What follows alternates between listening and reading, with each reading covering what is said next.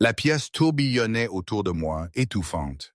Marie était là, ses mains serrées autour de son bouquet, les yeux embués. Elle venait de voir la photo sur mon téléphone. Le silence était assourdissant, brisé seulement par le sifflement de ma propre respiration. J'avais l'impression que mes poumons s'étaient transformés en pierre, lourde et froide. Tout ce que je croyais savoir, tout ce que j'avais bâti venait de s'effondrer en quelques secondes. Juste là, entre nous deux, dans cette petite pièce attenante à la salle de réception du château de Montaigne. Des pétales blancs jonchaient le sol, éclaboussés par la lumière pâle filtrante des grandes fenêtres donnant sur le jardin. Le bouquet qu'elle m'avait lancé juste après avoir craché ses vérités, ou ce qu'elle considérait comme tel, me glaçait encore le sang. Mais comment en étais-je arrivé là, exactement? Mon cerveau peinait à reconstituer les faits, les images se bousculaient, floues, comme un film mal monté. C'était il y a, 20 minutes, une éternité. J'étais sous l'arcade fleurie, le bras de Marie posé sur le mien. La marche nuptiale, ce grand air pompeux mais joyeux, emplissait la salle. Je pouvais presque sentir le parfum des pivoines blanches qu'elle avait choisies, ces mêmes pivoines que Pierre aimait tant, disant qu'elle sentait le jardin de sa grand-mère. Mon cœur battait la chamade, mais c'était de bonheur, d'un futur que j'imaginais enfin serein, stable. J'allais l'embrasser. Nos lèvres étaient à quelques centimètres. Un murmure d'excitation courait parmi les 300 invités. Puis, une main s'est abattue sur mon poignet, une étreinte de fer. C'était Sophie. Sophie Vidal. Mon Dieu, Sophie. Elle n'était jamais là où on l'attendait. Et surtout pas à un mariage, pas au mien, pas pendant la cérémonie. Elle m'a tiré en arrière, sans un mot, sans même un regard d'excuse pour l'assemblée figée. J'ai trébuché, la gorge serrée, mon smoking soudain beaucoup trop lourd, trop étriqué. Nous nous sommes retrouvés dans le couloir, le marbre froid sous mes pieds. C'est là qu'elle m'a tendu son téléphone. 5 secondes à fixer l'écran. 5 secondes pour que tout bascule. Le couloir était silencieux, à part ma respiration saccadée. J'ai arraché ma main de la sienne, elle avait une poigne incroyable pour une femme si discrète. Je me suis adossé au mur, le cœur battant à tout rompre. À travers les lourdes portes en chêne, le murmure des invités montait, un bourdonnement confus. La marche nuptiale s'était tue. Victoria se tenait sous le lustre du couloir, dans son éternel tailleur anthracite, celui qu'elle portait tous les jours au bureau, une tenue d'un professionnalisme glacial. Son expression était vide. Pas de colère, pas de regret, juste la certitude froide. Je la connaissais depuis 4 ans. 4 ans à la tête de son fonds d'investissement colossal. Jamais je ne l'avais vue en dehors des heures de travail. Jamais. Pas une fête de Noël, pas un pot de départ. Elle ne se mêlait pas. J'étais son bras droit, son confident professionnel, mais c'était tout. Jusqu'à ce matin, ou cette nuit, ou je ne sais plus. Qu'est-ce que tu fais, bon sang? Ma voix est sortie plus aiguë que prévu. Pierre, mon fils, était dans la 2e rangée avec Adèle, mon ex-femme. Il devait être terrifié. Le célébrant essayait sûrement de calmer le jeu. Et moi, j'étais là, traîné dans un couloir par ma patronne comme un enfant pris en flagrant délit. Elle a relevé son téléphone. Elle n'a rien dit, encore. J'ai fixé l'écran. La photo était un peu sombre, mais suffisamment nette. Un hall d'hôtel, un hôtel chic, sûrement à Bordeaux, là où Marie avait ses soirées entre filles. Au rodatage, la veille, 23h47. Marie passait les portes automatiques, dans cette robe noire qu'elle avait dit porter pour son enterrement de vie de jeune fille. Et à côté d'elle, un homme en costume gris. Sa main posée sur le bas de son dos. L'angle de la photo les montrait en plein éclat de rire, leurs têtes inclinées l'une vers l'autre. Impossible de se méprendre. Ma vue s'est brouillée. J'ai cligné des yeux, cherchant à refuser ce que je voyais. Même image, même femme, même geste intime. J'ai senti le sol vaciller, mais mes jambes ont tenu bon. Ma bouche s'est ouverte, mais aucun son n'en est sorti. Sophie a tapoté l'écran 2 fois. Mon téléphone a vibré dans ma poche. Il me l'avait envoyé. Puis elle a rangé son appareil. Je les ai vus entrer ensemble, a-t-elle dit, d'une voix calme, factuelle. Je sortais d'une soirée de donateurs dans le même hôtel. J'ai attendu 20 minutes. Ils ne sont pas ressortis. J'ai pressé mes paumes contre le mur froid. Le mariage. 8 mois de préparation. Marie avait choisi chaque détail. Les pivoines pour Pierre. Le gâteau au citron parce que je détestais le chocolat. Elle avait demandé à Pierre de la conduire à l'hôtel, son propre père étant décédé 3 ans plus tôt. Pierre s'était entraîné pendant des semaines, fier comme un roi. Je l'avais rencontré 18 mois auparavant, après une période où j'avais juré de ne plus jamais m'engager. Adèle m'avait quitté quand Pierre avait 3 ans. Elle disait ne pas être faite pour la maternité ou le mariage. La bataille pour la garde avait duré 1 an. J'avais obtenu la garde exclusive. J'avais passé les 3 années suivantes à apprendre à tresser des cheveux, à préparer des déjeuners pour l'école, à expliquer pourquoi certaines mamans partaient. Quand Pierre a eu 7 ans, j'étais convaincu que mon rôle de père célibataire me suffisait. Je ne voulais pas risquer mon cœur une nouvelle fois. Puis Marie est apparue, à la kermesse de l'école primaire, vêtue d'une robe d'été jaune, avec un plateau de brownies. Elle était institutrice, en CE2. Elle connaissait Pierre de loin, même s'il était en CE1. Elle m'avait proposé d'acheter un ticket de tombola. J'en avais acheté 10. Elle avait ri, disant que j'en faisais trop. Je l'avais invitée à dîner. Elle avait dit oui. Pendant 18 mois, Marie avait été là, constante, patiente. Elle ne poussait pas quand Pierre avait de mauvaises journées, ni quand je travaillais tard. Elle venait au match de foot de Pierre, faisait des crêpes le samedi matin. Elle ne me demandait jamais de parler d'Adèle. Elle me laissait guérir à mon rythme. Quand je l'avais demandé en mariage à Noël dernier, c'est Pierre qui m'avait tendu l'écran. Marie avait pleuré et dit oui avant même que je finisse ma phrase. Et maintenant, j'étais là, dans ce couloir, à fixer Sophie, essayant de comprendre comment les 18 derniers mois pouvaient être un mensonge.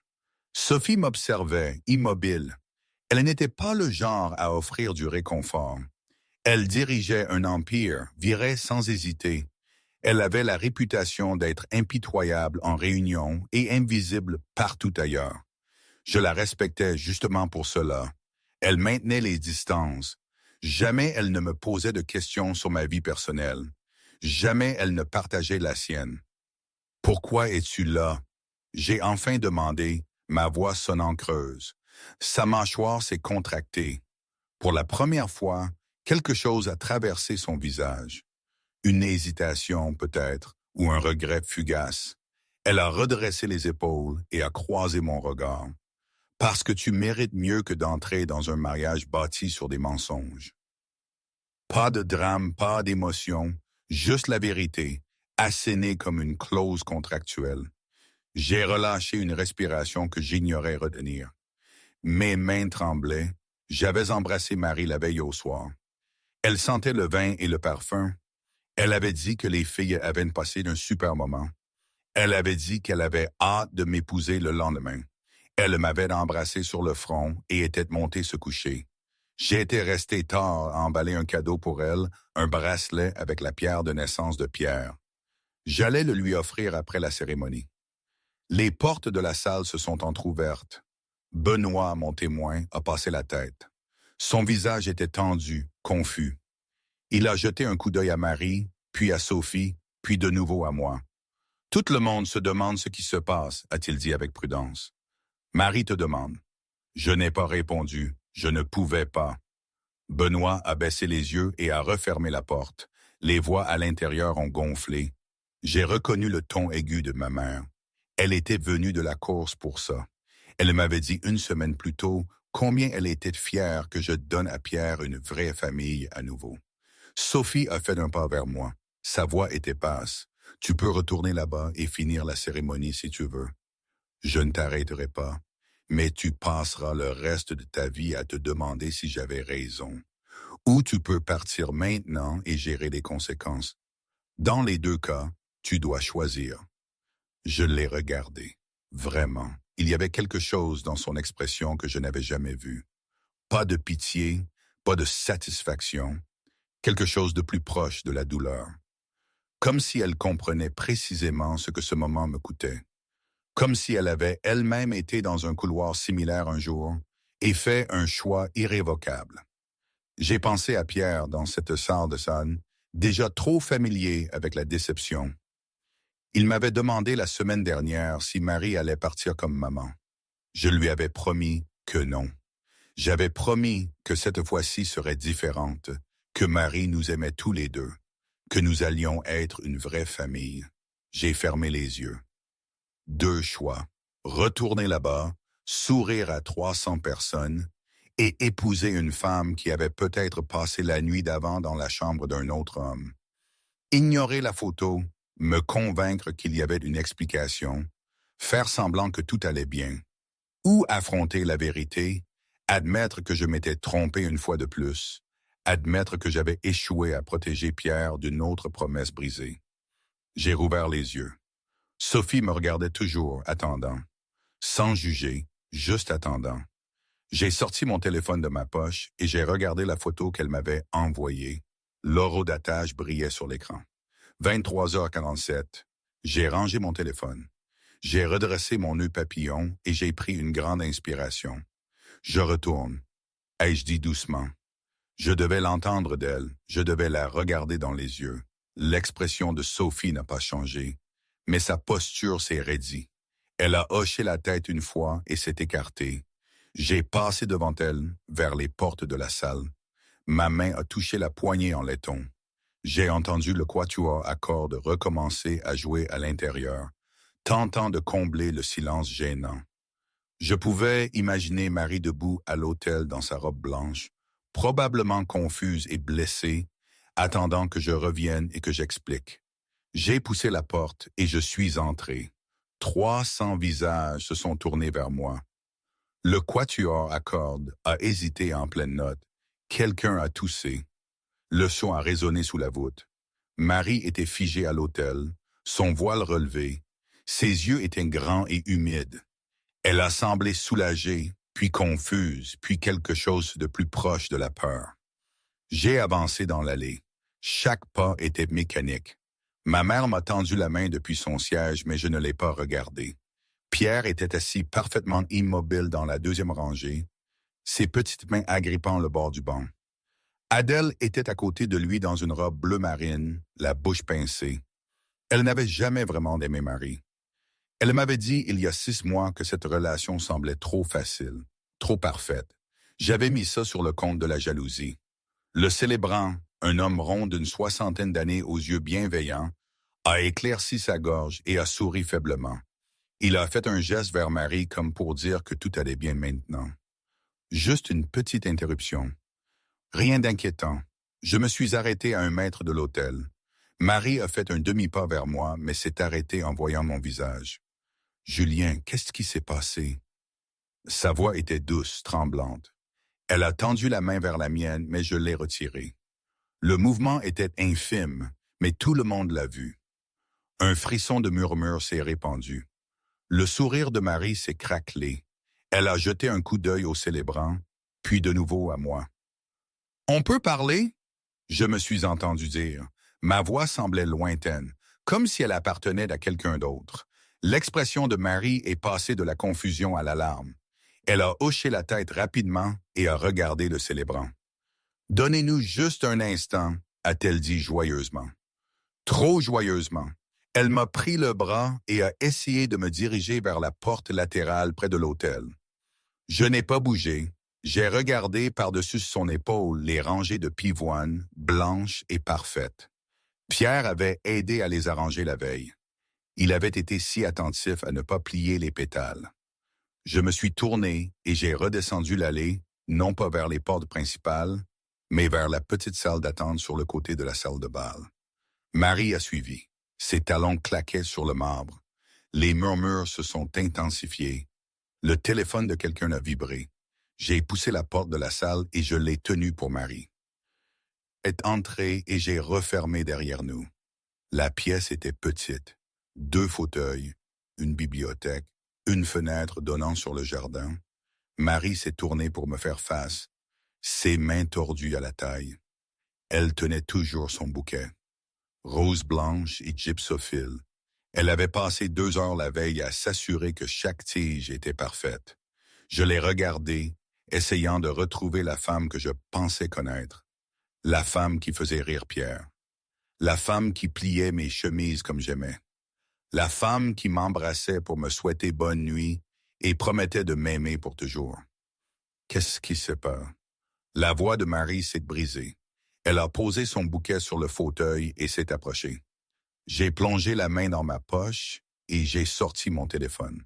J'ai ouvert la photo que Sophie m'avait envoyée et je l'ai tenue. Marie a fixé l'écran. Son visage est devenu pâle. Ses lèvres se sont entr'ouvertes, mais aucun son n'en est sorti. Elle m'a regardé, puis le téléphone, puis le sol. Le silence s'est étiré. J'ai compté les secondes. 5, 10, 15. La respiration de Marie est devenue plus superficielle. Elle a pressé sa main contre sa poitrine et a secoué lentement la tête, non pas en déni, mais quelque chose de pire. De la résignation, peut-être, ou de la défaite. Elle a ouvert la bouche 2 fois avant que les mots ne sortent. « Je peux expliquer », a-t-elle dit enfin. Sa voix était à peine audible. J'ai attendu. Je n'ai pas baissé le téléphone. Les yeux de Marie se sont remplis de larmes. Elle les a essuyés rapidement et a redressé les épaules. Elle a regardé la porte comme si elle voulait s'enfuir. Puis elle m'a regardé à nouveau et quelque chose dans son expression s'est effondré. « C'était une erreur », a-t-elle dit. Les mots sont sortis précipités, désespérés. Ça ne voulait rien dire. Je te jure que c'était juste une nuit. J'avais peur du mariage et je l'ai croisé au restaurant et on a commencé à parler et je ne sais pas ce que je pensais. Je ne pensais pas. C'était stupide. C'était tellement stupide. J'ai senti quelque chose de froid s'installer dans ma poitrine. J'avais espéré une explication différente, un malentendu, un cousin, un collègue, n'importe quoi d'autre. Marie a fait un pas de plus vers moi. Elle a de nouveau tendu la main. Cette fois, je l'ai laissé la prendre. Ses doigts étaient glacés. « S'il te plaît, » a-t-elle dit. Sa voix s'est brisée. « S'il te plaît, tu ne fais pas ça. Pas ici. Pas maintenant. On peut s'en sortir. Je t'aime. J'aime Pierre. Ça n'a pas à tout gâcher. » J'ai retiré ma main. J'ai baissé les yeux sur mon téléphone, toujours allumé. L'heure au datage indiquait 23h47. J'étais à la maison avec Pierre. Nous avions regardé un film. Pierre s'était endormi sur le canapé et je l'avais porté à l'étage. Puis j'étais resté éveillé à emballer le cadeau de Marie. Je me souvenais m'être senti heureux, reconnaissant, comme si ma vie reprenait enfin un sens après des années de chaos. « Qui est-il » j'ai demandé. Ma voix est sortie plate, vide. Marie a tressailli, elle a croisé ses bras autour d'elle et a regardé la fenêtre. Le jardin à l'extérieur était parsemé de lumières blanches accrochées aux arbres. Nous les avions testés la semaine dernière pour nous assurer que tout serait parfait. Marie s'était tenue à l'endroit où je me tenais maintenant et avait dit que ça ressemblait à un conte de fées. « Quelqu'un de l'université », a-t-elle dit doucement. Je ne l'avais pas vu depuis des années. Il est revenu en ville il y a quelques mois. On a pris un café une fois, juste en amis. Puis hier soir, il est apparu au restaurant où nous dînions. Les filles sont parties tôt et je suis resté pour lui parler. On a trop bu. Il a proposé de partager une chambre puisque nous étions trop ivres pour conduire. Rien ne s'est passé. Je jure que rien ne s'est passé. Je la regardais. Elle mentait. Je le voyais dans sa façon de ne pas me regarder dans les yeux, dans la façon dont ses mains tremblaient et la construction minutieuse de son histoire. Sophie avait dit qu'elle avait attendu 20 minutes. Ils n'étaient pas ressortis. Marie était rentrée après 1h du matin. Elle avait pris une douche avant de se coucher. Je me souvenais parce que j'avais entendu l'eau couler quand j'emballais le bracelet. « Tu mens, ai-je dit simplement. Le visage de Marie s'est froissé. Elle a couvert sa bouche de sa main et s'est détournée. Ses épaules tremblaient. Je l'ai regardée pleurer et je n'ai rien ressenti. Pas de colère, pas de tristesse, juste un vaste vide là où mon avenir se trouvait. J'ai pensé à Pierre qui attendait dans la salle de bal au jour de vacances que j'avais pris pour organiser ce mariage, à la façon dont Marie m'avait regardé quand je l'avais demandé en mariage, comme si j'étais tout ce qu'elle avait toujours voulu. Je ne peux pas faire ça, ai-je dit. J'ai rangé mon téléphone. Marie s'est retournée brusquement. Son maquillage coulait, des traces noires sur ses joues. Elle avait l'air plus jeune, soudain, vulnérable, comme la femme dont j'étais tombé amoureux à la kermesse de l'école. Mais cette femme avait disparu. Peut-être n'avait-elle jamais existé. Julien, s'il te plaît. Marie m'a pris les 2 mains. Sa poigne était désespérée. J'ai fait une seule erreur. Et tu ne peux pas tout gâcher à cause d'une seule nuit. Pense à Pierre. Pense à la vie que nous avons prévue. Pense à quel point nous avons été heureux. J'ai retiré mes mains. J'ai fait un pas en arrière et les bras de Marie sont retombés le long de son corps. Elle me regardait comme un étranger, comme si elle ne pouvait pas comprendre qui j'étais ou ce que je faisais. J'ai réalisé qu'elle s'attendait à ce que je lui pardonne. Elle s'attendait à ce que j'avale le mensonge et que j'avance parce que c'était plus facile que d'affronter la vérité. Pierre mérite mieux qu'une famille construite sur des mensonges, ai-je dit. Ma voix était calme maintenant, claire. Moi aussi. L'expression de Marie a changé. Le désespoir s'est estompé. Quelque chose de plus dur a pris sa place. Elle s'est essuyé le visage du revers de la main et a redressé sa robe. Quand elle a parlé à nouveau, sa voix était froide. « Alors, c'est tout ?» a-t-elle dit. « Tu vas juste partir? Me laisser là, devant tout le monde? M'humilier comme ça? » Je l'ai regardée et j'ai vu clairement pour la première fois. Elle n'était pas désolée, elle était en colère. En colère d'avoir été prise, en colère que je ne joue pas le jeu, en colère que le mariage parfait qu'elle avait planifié s'effondre. J'ai repensé à l'année et demie que nous avions passé ensemble, à tous les petits moments que j'avais chéris, les dimanches matins, les soirées calmes, la façon dont elle riait aux blagues de Pierre. Tout cela avait-il été réel, ou avait-elle joué un rôle tout ce temps, le rôle de la partenaire parfaite, jusqu'à ce qu'elle obtienne ce qu'elle voulait? Tu as fait ça, ai-je dit doucement. Pas moi. Marie a ri, c'était un son aigu, amer. Elle a ramassé son bouquet et l'a jeté contre le mur. Les fleurs se sont éparpillées sur le sol, des pétales blancs partout. Elle m'a regardé avec quelque chose de proche de la haine. « Tu es pathétique », a-t-elle dit. Sa voix tremblait, mais les mots étaient clairs. « Tu cherches une excuse pour fuir depuis le jour où on s'est rencontrés. Tu es tellement terrifié d'être blessé à nouveau que tu détruiras tout ce qui est bon avant même que ça ait une chance de te blesser. Ton ex-femme a eu raison de partir. Qui voudrait passer sa vie avec quelqu'un d'aussi brisé? » Les mots m'ont frappé comme un coup de poing dans l'estomac. Ma respiration s'est coupée. Marie a vu l'impact et a souri, un sourire cruel, satisfait. Elle est passée devant moi vers la porte. Son épaule a frôlé mon bras. Elle s'est arrêtée, la main sur la poignée de porte, et m'a regardé. « J'espère que toi et Pierre apprécierez votre solitude, » a-t-elle dit. Puis elle a ouvert la porte et est sortie. Je suis resté dans la pièce vide. Mes jambes étaient faibles. Je me suis effondré dans un des fauteuils et j'ai fixé les fleurs éparpillées sur le sol. À travers la porte fermée, j'entendais des voix monter dans la salle de bal. Quelqu'un faisait une annonce. Je n'entendais pas les mots, mais je percevais le ton. Apologétique, embarrassé. Le mariage était terminé. J'ai sorti mon téléphone et j'ai regardé la photo à nouveau. Sophie m'avait sauvé la vie. Elle m'avait empêché de faire la plus grosse erreur possible. Et j'avais presque ignoré son avertissement. J'avais presque voulu retourner là-bas et épouser Marie malgré tout, parce que j'avais trop peur de ce que les gens penseraient, trop peur de décevoir Pierre, trop peur d'admettre que je m'étais trompé. Mon téléphone a vibré. Un message de Benoît. Où es-tu? Tout le monde part. Ta mère te cherche. Je n'ai pas répondu. Je ne pouvais pas les affronter tout de suite. Je ne pouvais pas expliquer ce qui s'était passé. Je ne pouvais pas voir le visage de Pierre quand il réaliserait qu'il n'y aurait pas de mariage. Pas de nouvelle famille, pas de fin heureuse. J'avais promis à Pierre que cette fois-ci serait différente. J'avais promis que Marie n'était pas comme Adèle. J'avais promis que nous irions bien. Un autre message, celui-ci de Sophie. Tu vas bien? J'ai fixé le message. 3 mots simples.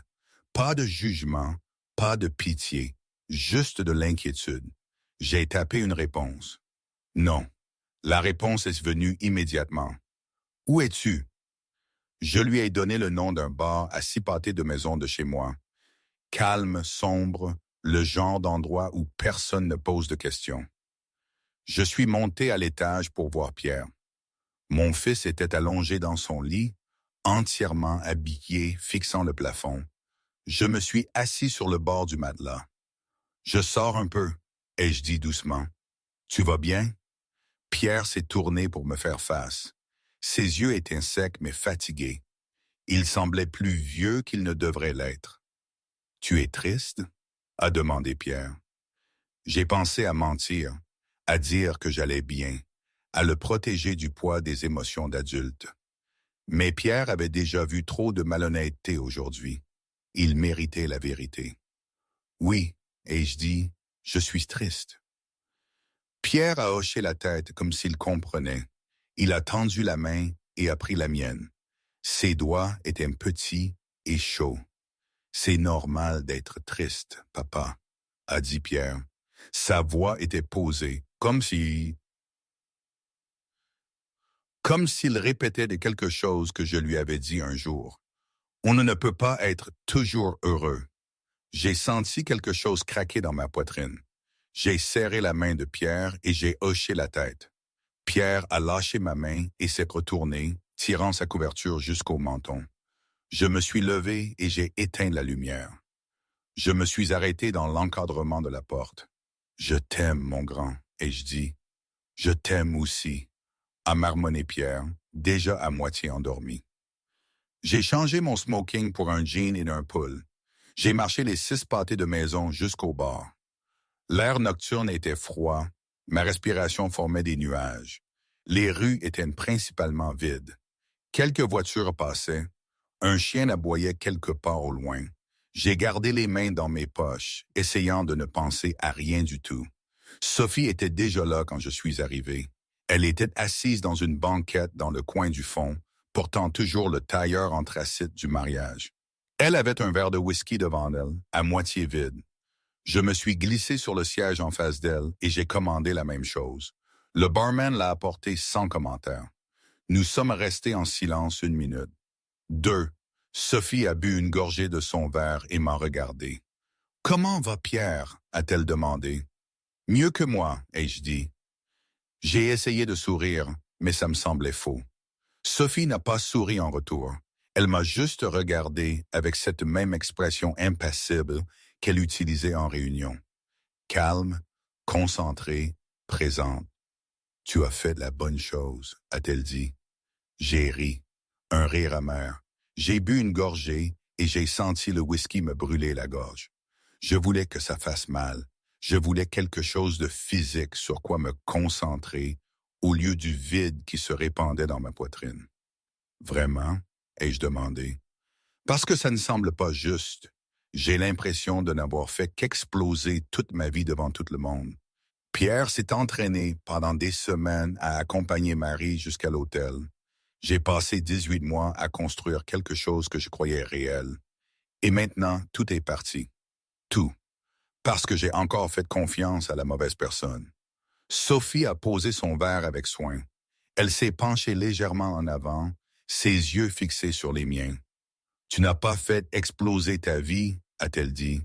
Sa voix était calme mais ferme. Marie l'a fait. Elle a choisi de te trahir. Tu as juste choisi de ne pas vivre dans un mensonge. Ce sont 2 choses très différentes. Je voulais la croire. Je voulais me sentir juste, justifié.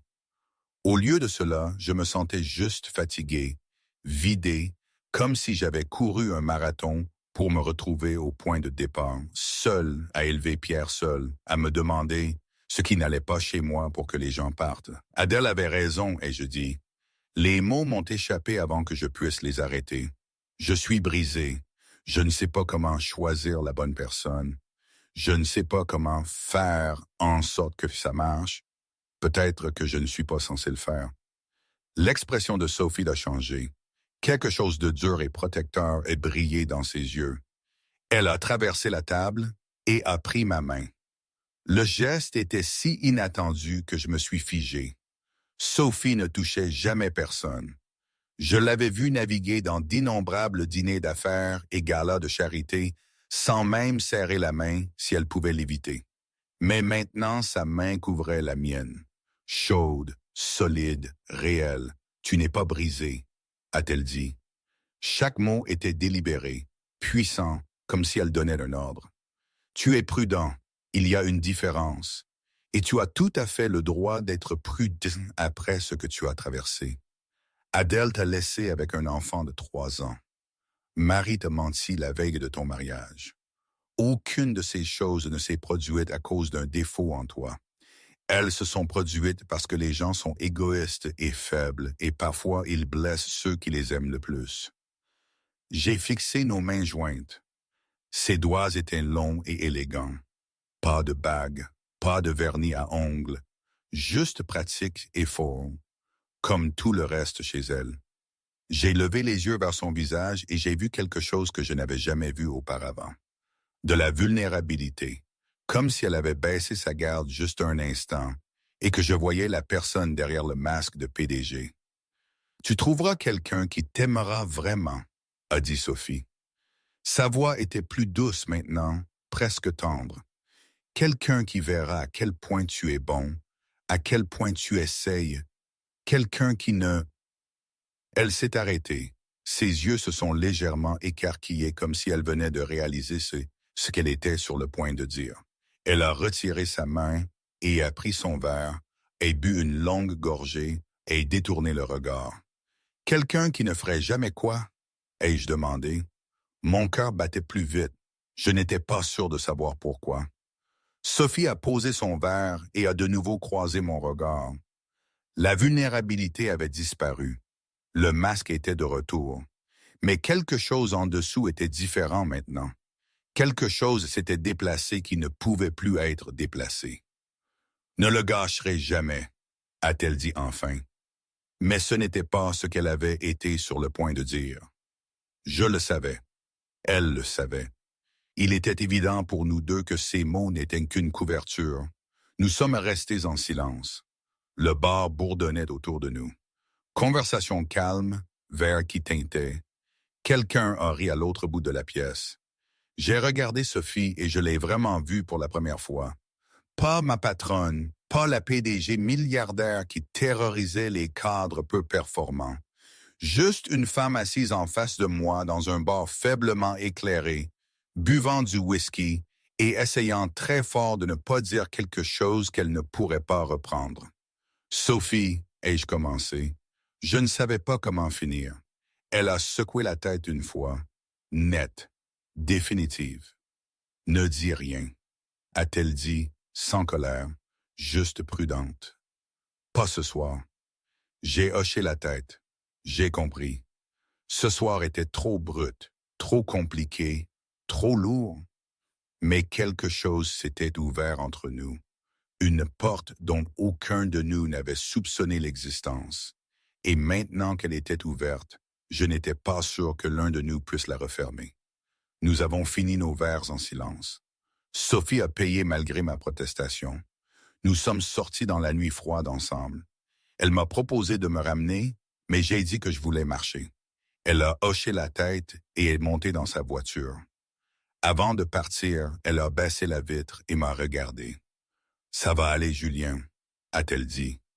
Pas un réconfort, un fait. Je l'ai regardé, ses feux arrière disparaître au coin de la rue. Puis j'ai commencé à marcher vers chez moi. Les rues étaient vides maintenant, plus sombres, plus froides. mais d'une certaine manière moins solitaire qu'une heure auparavant. J'ai pensé à Marie, à Adèle, à toutes les façons dont j'avais essayé de construire une famille et échoué. Mais j'ai aussi pensé à Pierre à l'étage, au lit, me disant que c'était normal d'être triste. Et j'ai pensé à la main de Sophie couvrant la mienne. La façon dont elle m'avait regardé quand elle avait dit que je n'étais pas brisé. Peut-être que je repartais de zéro. Peut-être que j'avais perdu tout ce que je pensais construire. Mais au moins cette fois, je me tenais sur un terrain solide. Pas de mensonges, pas de faux semblants, juste la vérité. Douloureuse et honnête et réelle. Et peut-être que c'était suffisant. Peut-être que c'était là que tout ce qui valait la peine d'être vécu devait commencer. Je suis rentré chez moi par les rues vides et je me suis permis de croire que, quelque part sur la route, recommencer pourrait ressembler moins à un échec et plus à une seconde chance.